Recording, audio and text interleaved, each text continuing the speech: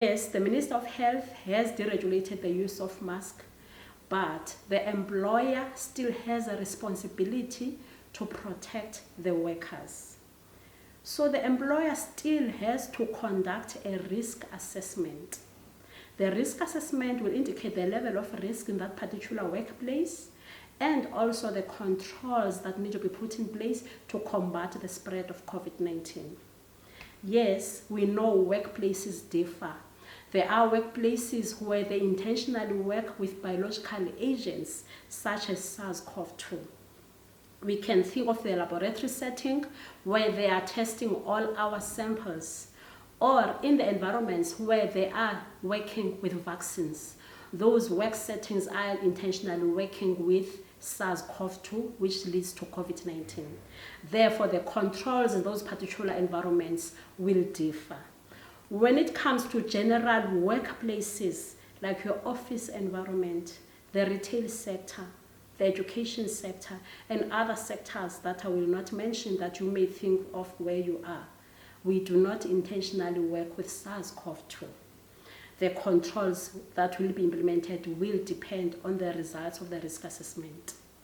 But when we talk about controls, the notion is that mask wearing is the only control.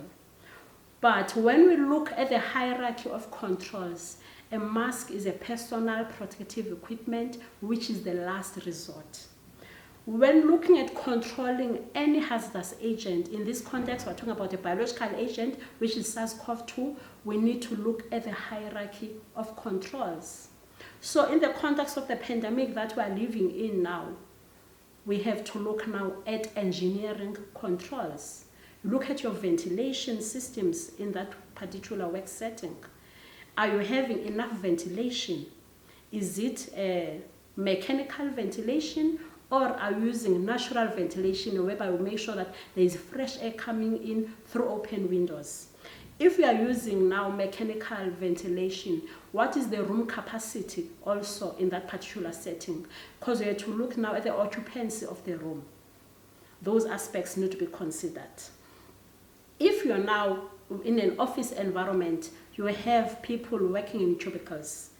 What type of engineering controls would you implement?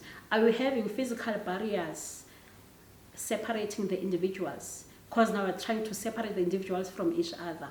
Are you using a combination of controls now? Because you must remember now, those engineering control measures must combine now with environmental management controls like your disinfection, your sanitizing, because workplaces, workstations need to be disinfected.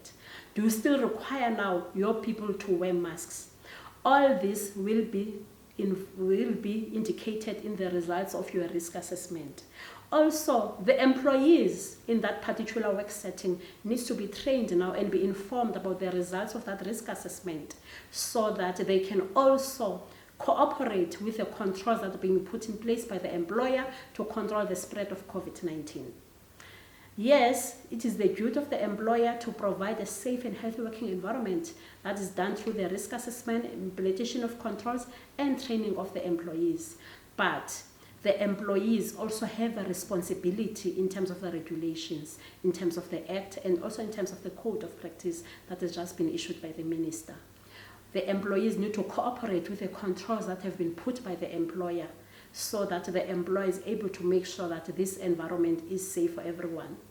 Looking now at the decision that was taken on the 10th of June during the International Labour Conference, health and safety in the workplace is a fundamental right. Therefore, although the President has lifted the restriction, mask wearing has been deregulated, people still need to be safe at work as this supports business continuity. Thank you.